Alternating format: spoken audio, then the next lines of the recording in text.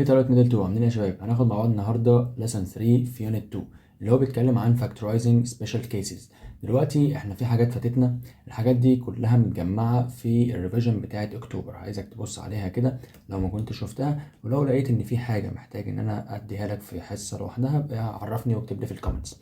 هنبدأ النهارده بالسبيشال كيسز. فيها اول حاجة عندنا اسمها perfect square trinomial. ايه هو البيرفكت سكوير ده؟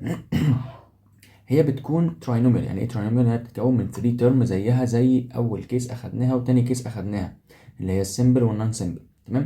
طب انا بعرفها منين بقى؟ انت هتعرفها من شرطين، هيبقى في شرطين لو اتحققوا تعرف ان انت بتتعامل مع البيرفكت سكوير تراينوميال. ايه هي الشرطين اللي انا بقولك عليهم دول؟ اول حاجه هتبص على الرقم الاولاني هنا والرقم الاخراني هنا، الاتنين دول لازم يكونوا بوزيتيف، على طول بيكونوا بوزيتيف، ده كده شرط. غير ان هم بوزيتيف بيكونوا بيرفكت سكوير. يعني ايه بيرفكت سكوير؟ يعني اقدر اخد لهم سكوير روت. يبقى انا هبص على اول واحد واخر واحد الاقيهم بوزيتيف واقدر اخد لهم سكوير روت. يعني مثلا 25، مثلا 4، مثلا 1، اي حاجه من البيرفكت سكويرز اللي احنا كنا واخدينهم قبل كده وعارفينهم. تمام. ده كده اول شرط، هبص على الاول وعلى الاخير اعرف ان هما بيرفكت سكوير وعلى طول بوزيتيف. تاني شرط الميدل تيرم ده اللي في النص ده بيكون ممكن يكون بوزيتيف وممكن يكون نيجاتيف، وبيكون عبارة عن 2 تايمز روت الأولاني تايمز روت التالت. يعني اللي في النص ده هيكون ايه؟ عبارة عن رقم ممكن يكون بوزيتيف ممكن يكون نيجاتيف، بيكون عبارة عن ايه؟ 2 تايمز روت الأولاني تايمز روت التاني. طب تعالى نشوف واحدة كده عشان الموضوع ايه يثبت معانا. اهو مثلا معايا المسألة دي x باور 2 بلس 10x بلس 25، دي المفروض ان احنا هنقول عليها بيرفكت سكوير. طب ايه الشرط اللي خلاني اقول عليها بيرفكت سكوير؟ احنا دلوقتي هبص على الرقم الاولاني ده هو 1 جنب الاكس باور 2 في هنا في 1. تمام. وال1 دي بوزيتيف، وهبص على الرقم الاخراني برضو 25 وال25 دي بوزيتيف. تمام. يبقى كده الشرط الاولاني اتحقق. طب الشرط التاني هعمل 2 تايمز روت الاولاني. هو روت الاولاني بكام؟ روت الاكس باور 2 اللي هو يطلع معاك باكس، وروت ال 25 هيطلع معاك ب 5. طب امسك ال 5 تايمز الاكس باور 2 دي تايمز 2 هيطلع معاك بكام؟ هيطلع معاك ب 10 اكس. تمام، حلو قوي. 5 تايمز الاكس تايمز ال 2 يطلع معاك ب 10 اكس. كده يبقى الشرطين اتحققوا، سواء الرقم ده كان بوزيتيف او نيجاتيف. ساعتها هتعمل ايه؟ ساعتها هتعمل براكت واحد، براكت واحد تحط جوه البراكت ده ايه؟ سكوير روت بتاع الاولاني وسكوير روت بتاع التالت، وتعمل عليه باور 2 من فوق. لا تاني بقى كده نشوف اكزامبل تاني كده عشان الموضوع يبقى واضح معانا. معايا دلوقتي 16 x باور 2 minus 40 x plus 25. طب انا هقول عليها بيرفكت سكوير على اساس ايه؟ على اساس ان انت هتبص على ده وعلى ده، والله الاتنين بوزيتيف طيب الاتنين اقدر اخد لهم سكوير روت. جرب، هاخد سكوير روت لل 16 اكس باور 2 يطلع معاك ب 4 اكس. حلو، خلي الرقم ده كده جنب منك هتحتاجه. وسكوير روت لل 25 هيطلع معاك ب 5. جميل، خلي الرقم ده برضو عشان هتحتاجه. طيب هتجرب تشوف الميدل تيرم ده 2 تايمز ال 5 دي تايمز ال 4 اكس. شوف الكلام ده بكام كده على الكالكوليتر. 2 تايمز 5 ب 10 تايمز 4 يبقى 40. 40 مين؟ 40 اكس. وطبعا قلنا ده ممكن يكون بوزيتيف او نيجاتيف. حلو قوي. يبقى انا في الحاله دي هعمل ايه؟ انا كده اتاكدت خلاص ان هي بيرفكت سكوير. ساعتها بعمل ايه؟ براكت واحد يا معلم هتعمل عليه باور 2. هحط ايه جوه البراكت ده؟ هتحط جواه ال 4 اكس دي وتحط جواه ال 5 دي. انا قلت لك هتحتاجهم لان احنا بناخد سكوير روت للاولاني وسكوير روت للاخير نحطهم جوه البراكت ده. طب والساين هتكون بوزيتيف ولا نيجاتيف؟ على الساين على حسب ده نيجاتيف هتنزل الساين بالنيجاتيف. بس كده خلصت.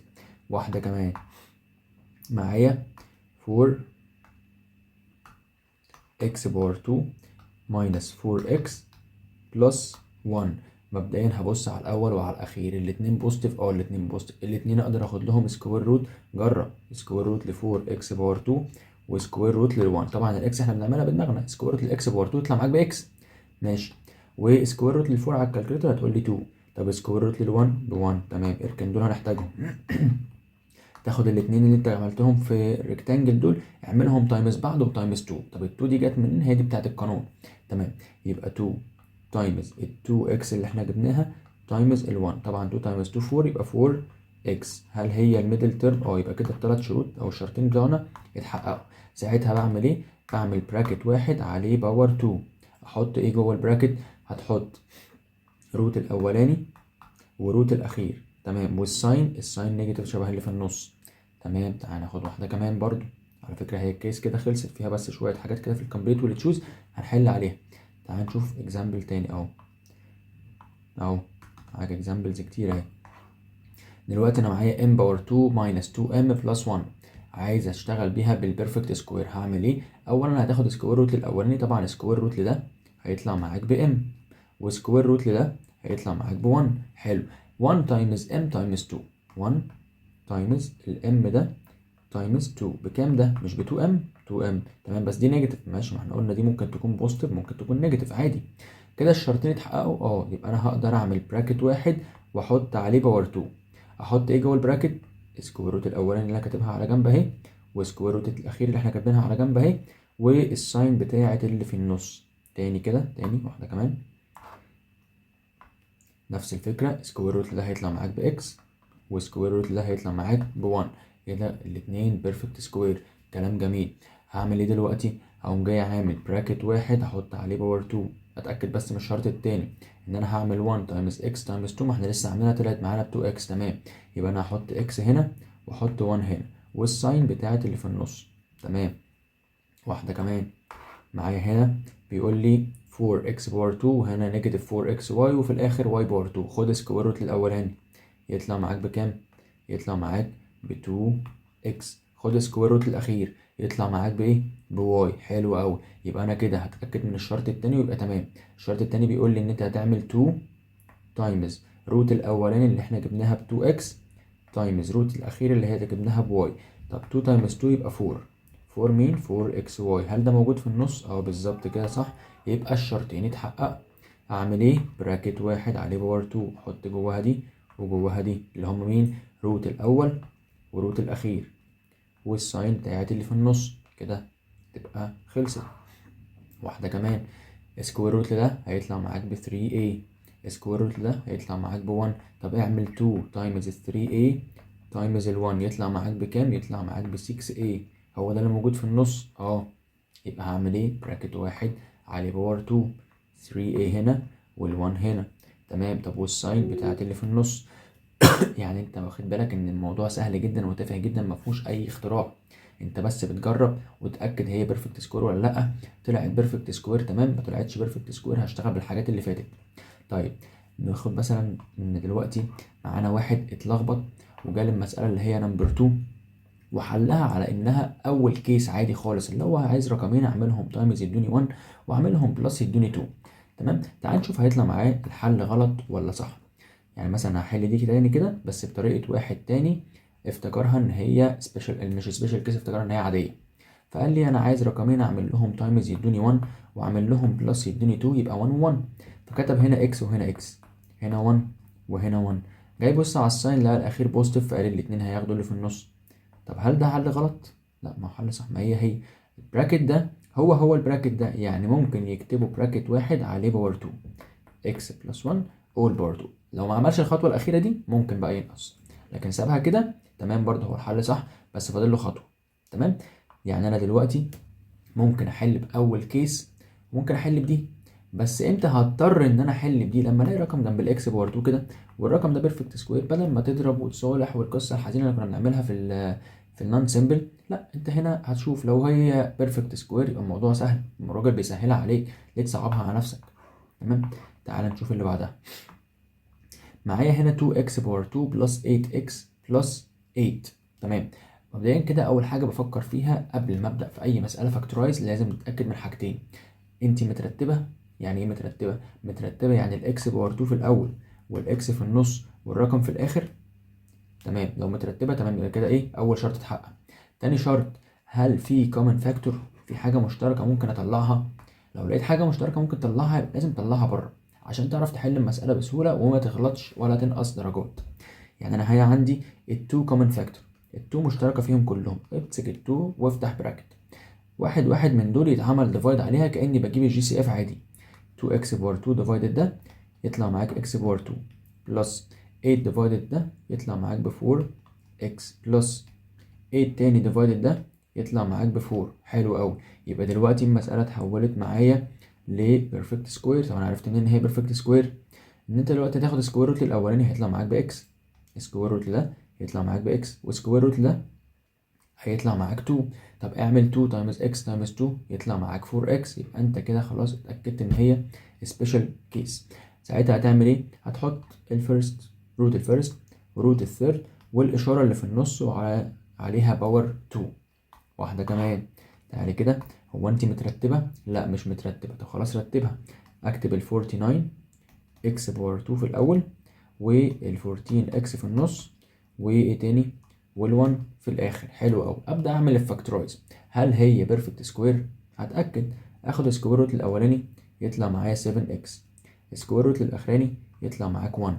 طب اعمل 2 تايمز ال1 ده تايمز ال 7x يطلع معاك ب 14x. يبقى انت كده اتاكدت من الشرطين. طب هعمل ايه طالما اتاكدت من الشرطين؟ براكت واحد عليه باور 2. تمام. ادي البراكت وادي الباور 2. هحط ايه جوه البراكت؟ هحط ال 7x دي واحط ال 1 دي. طب والساين بتاعت اللي في النص بتاعت الميدل تيرم اللي هي هنا. ماشي.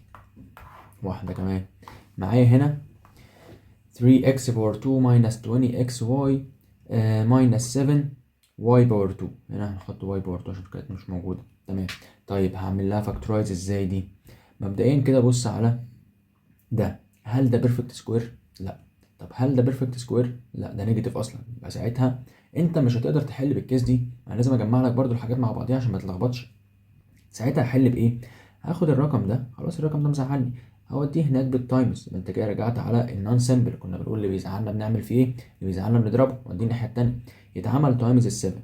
يعني دلوقتي المساله بقت x باور 2 ماينس 20 xy ماينس ده بقى 21 y باور 2. كلام جميل. اتحولت لمسألة عادية هقدر اعمل لها فاكتورايز عادي خالص.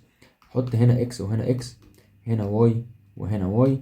عايزين رقمين نعمل لهم تايمز يدونا 21. تمام. ونعمل لهم ماينس يدونا 20. مين هم؟ ال1 وال 21.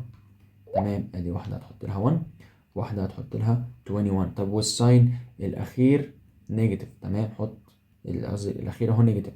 يبقى الكبير هياخد الميدل ساين والتاني عكسه. كده المفروض إن أنت خلصت. طب ناقص حاجة أهو، ناقص إنك تصالحهم. زي ما عملت تايم 3 لازم تعمل ديفايد 3. لو ما عملتش ديفايد 3 المسألة كلها باظت، مش هتاخد أي حاجة على الستبس. لازم أعمل الستيب دي. تمام. ال 3 دلوقتي هنا ده مرضاش يتصالح، فهيعمل ايه؟ هنقول له شل عنك ما اتصالحت ونرمي ال 3 هنا. يبقى 3x بلس 1y يعني y يعني.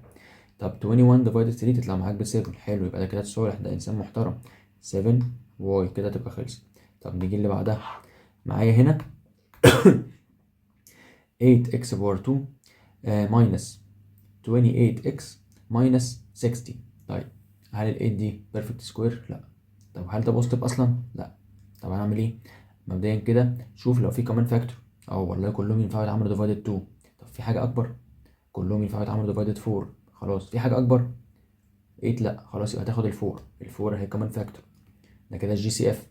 هعمل ايه؟ هعمل ده ديفايدد ال4 يطلع معاك ب 2 اكس باور 2 ماينس 28 ديفايدد ال4 يطلع معاك ب 7 اكس. 60 ديفايدد ال4 يطلع معاك ب 15. كلام جميل. كده المفروض ان انا اتحولت معايا لانهي كيس؟ الكيس اللي انا مش هقدر احلها بالبرفكت سكوير اللي هي النون سيمبل. يعني هعمل ايه؟ يعني انا هاخد الرقم ده اوديه هناك بالتايمز وارجع في الاخر اصالحه. يبقى 4 اهي مركونه معاك بره، اوعى تنساها. ماشي. وافتح البراكت تاني. ده هيبقى 2x باور 2 ماينس 7x اللي في النص ده محدش بيقدر يكلمه، و 2 تايمز ال 15 ب 30. تمام. كده هقدر اعمل الفاكتورايز. هقدر اعمل الفاكتورايز. اتحولت لمساله عاديه خالص. ادي الفور مركونه بره وافتح التو براكتس. انا دلوقتي المساله اتحولت معانا هنا. تروح تاني المفروض اختفت من هنا. ماشي. بقت معايا بالشكل ده. انا عايز رقمين اعمل لهم تايمز يدوني 30 واعمل لهم ماينس يدوني 7. مين هم الرقمين؟ فكر معايا كده. 2 تايمز 15 لا. طب 1 تايمز 30 لا. طب 5 تايمز 6 لا. امال ايه؟ طب 4 تايمز حاجة، امسك الكالكوليتر بقى واجرب. 30، احنا قلنا 2 مش هتنفع و3 مش هتنفع. نعمل نجرب ديفايد 3 تطلع ب 10 صح، يبقى 3 وال 10 هعمل 10 ماينس 3 تديني 7 صح، يبقى انا كده معايا الرقمين ال 3 وال 10، واحدة 3 وواحدة 10. ماشي، الاخير نيجاتيف فالكبير هياخد اللي في النص والتاني عكسه. كده المفروض ان هي خلصت. ارجع صالحهم يعني ايه؟ يعني زي ما عملت تايمز 2 ارجع اعمل ديفايدد 2 هنا وهنا. تمام، يبقى انا معايا 4 اهي، البراكت اهو، ده هيبقى 2x بلس 3 وده هيبقى x ماينس 5. كده المفروض ان هي خلصت. ماشي، طب ممكن تجيلي المسألة بشوية ارقام كده بالشكل ده، بعمل ايه في الحالة دي؟ نفس الفكرة. هل هي تتحل بأنهي طريقة؟ هبص على المسألة دلوقتي. ده بيرفكت سكوير، عرفت منين ان هو بيرفكت سكوير؟ لان انا اقدر اخد سكوير روت ده، ساعتها الباور ده هيروح، يعني يطلع معاك 87. وده برضو بيرفكت سكوير، ماشي، يعني اقدر اخد سكوير روت ده هيطلع معاك 13 من غير الباور. طب اللي في النص بص كده معايا، ما هو 2 تايمز روت ده تايمز روت ده، ما هي ما باينه قوي، ده بتقول لك انا بيرفكت سكوير يا عم حلني. خلاص، براكت واحد احط عليه باور 2 واحط جواها ال 87 واحط جواها ال 13. تمام، بلس، ليه بلس؟ لان الاشاره هنا بلس. وجمع يا عم الاتنين دول على الكالكوليتر يطلعوا معاك 100. 100 باور 2 يعني 10000. طب ما احلها بالكالكوليتر على طول هتاخد زيرو، ما هو بيقول لك يوز فاكتورايزيشن، استخدم الفاكتورايزيشن يا عم. اتاكد من حلك بالكالكوليتر، ماشي مفيش مشكله، اكتبها كلها كالكوليتر تاكد من حلك. طب اللي بعدها 99 باور 2 اخد سكوير روت راح الباور، ال1 اقدر اخد له سكوير روت يطلع 1. حلو، يبقى هنا ده لو اخدت له سكوير روت طلع 99، وده لو اخدت له سكوير روت طلع معايا 1. طب اللي في النص هل هو 2 تايمز ال1 تايمز ال 99؟ ما 2 تايمز 1 ب 2 وال 99 اهي موجوده، يبقى ده بيرفكت سكوير. بيرفكت سكوير براكت واحد عليه باور 2. اعمل ايه جواه؟ احط ال 99 واحط ال1 الساين ايه؟ الساين بلس. كده خلصت. جمع الاتنين دول يطلع برضو 100 باور 2 يعني 10000. كلام جميل قوي. كده فاضل لك حاجه واحده في الدرس ده. ايه هي الحاجه دي؟ لما تجيلي المساله فيها ميسنج بالشكل ده، لما يجيلك المساله فيها جزء فاضي كده او جزء ناقص بالشكل ده ويقول لك هات الجزء اللي فاضل، طب انت هتعمل ايه؟ هتخيله؟ لا مش هتخيله، انت عندك كام قانون كده، كام رول هتحفظهم عشان تجيب بيهم الميسنج تيرم. ايه هم الرولز دي بقى؟ مبدئيا كده بيقول لك انت لو عايز الميدل تيرم، الميدل تيرم احنا خلاص عرفناه، الميدل تيرم اللي هو 2 تايمز روت الفيرست تايمز روت الثيرد بوزيتيف اور نيجاتيف، ده الميدل تيرم وخلاص عرفناه. ده كده كده انا بستخدمه كتير قوي، فلازم ابقى حافظه غصب عني، هبقى حافظه عشان اتاكد من المساله هي بيرفكت سكوير ولا لا. طيب الفيرست تيرم والثيرد تيرم نفس القانون بالظبط، مع اختلاف حاجه بسيطه. انا لو عايز الاول هعمل الميدل باور 2 على 4 تايمز التالت، لو عايز الاول اعمل الميدل باور 2 على 4 تايمز الثيرد، ماشي. والعكس، لو عايز الثيرد يبقى الميدل باور 2 على 4 تايمز الاول، لو عايز الثيرد الميدل باور 2 على 4 تايمز الفيرست. يعني انا هعمل ايه دلوقتي؟ تحفظ القوانين دي وتعالى نطبق عليها. اهو هنا بيقول لي انا عايزك تجيب لي، لا دي محلوله اهي دي، انا عايزك تجيب مين؟ الميدل تيرم ده، الميدل تيرم ده بكام؟ هو لازم يقول لك ان هي بيرفكت سكوير عشان تستخدم الرولز دي. يقول لك لو كانت دي بيرفكت سكوير فايند كذا، فايند ذا ميسنج تيرم. طيب اجيب الميسنج تيرم ده ازاي؟ ده ميدل صح، ميدل يبقى هتقول لي بوزيتيف اور نيجاتيف، اوعى تنساها. 2 تايمز روت الاولاني اللي هو 4x باور 2 تايمز روت التالت اللي هو 1، واحسبها كلها على الكالكوليتر يا عم، لو هتتلخبط احسبها على الكالكوليتر. طب والاكس هعمل فيها ايه؟ اعملها بدماغك بقى، ما تبقاش كده يعني. يبقى 2 تايمز روت الاولاني تايمز روت التاني او التالت ده يعني بكام؟ ده ب4. تمام اهي ال4، وسكوير روت للاكس باور 2 يطلع معاك باكس. في حاجه نسيتها، ايه هي؟ البوزيتيف اور نيجاتيف. يبقى انا كده المفروض ان انا جبت الميدل تيرم اللي هو عايزه. طب واحده كمان على الميدل تيرم عايز برضو الميدل تيرم هنا، يبقى تقول لي بوزيتيف اور نيجاتيف 2 تايمز روت الفيرست تايمز روت الثيرد.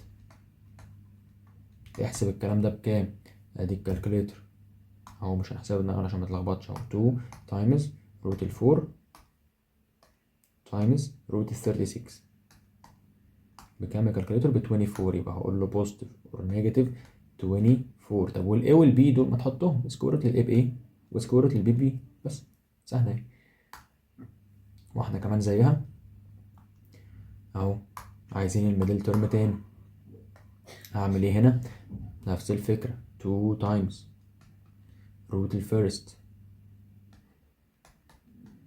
times root الثيرد بكام يا كالكوليتر؟ هتقول لك سكوير روت لده ب 8 وده ب 2، يبقى 2 times ال 8 ب 16 والاكس هتنزل كده، اوعى تنسى البوزيتيف اور نيجاتيف، يبقى ده كده الميدل تيرم. طيب لو عايز بقى الفيرست تيرم، قلت انا بعمل ايه في الفيرست تيرم؟ لو عايز الاول يبقى الميدل باور 2 على 4 تايمز التالت، لو عايز الاول الميدل باور 2 على 4 تايمز التالت. تمام. الميدل باور 2 اللي هو ب 12 اكس، انا هعمله باور 2 على 4 تايمز التالت، واحسب الكلام ده على الكالكوليتر. طبعا مش هحط الاكس على الكالكوليتر، ما اكس باور 2 باكس باور 2 يعني مش محتاجه. 12 باور 2 على 4 تايمز 4 بكام ده يا حاجه؟ قالت لك ب 9، يبقى الفيرست تيرم 9. 9 مين؟ 9 اكس باور 2. طبعا الفيرست تيرم قلنا على طول بوزيتيف، والثيرد تيرم على طول بوزيتيف، اللي في النص هو اللي بنقول له بوزيتيف اور نيجاتيف. هنا عايز الثيرد، نفس الفكره. لو عايز الثيرد يبقى الميدل باور 2 على 4 تايمز ايه؟ 4 تايمز الاولاني. الميدل باور 2 يبقى 10 اكس، هعمله باور 2 على 4 تايمز الاولاني، او اللي هو 4 تايمز الاكس باور 2 يعني. حلو. 10 باور 2 ب 100 اكس باور 2، وده 4 اكس باور 2. 100 ديفايدد 4 بكام؟ ب 25، والاكس باور 2 راحت مع الاكس باور 2. تمام، يبقى كده طلع معانا ب 25. واحده كمان. هنا عايز ايه؟ عايز الفيرست، يبقى ميدل باور 2 على 4 تايمز التالت 18 واي باور 2 اول باور 2 كمان على 4 تايمز ال 81. نحسب الكلام ده على الكالكوليتر. 18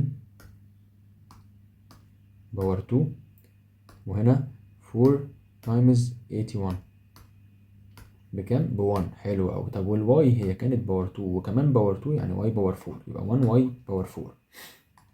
كده يبقى الدرس ده خلص، مفيهوش اي حاجه تانية خالص.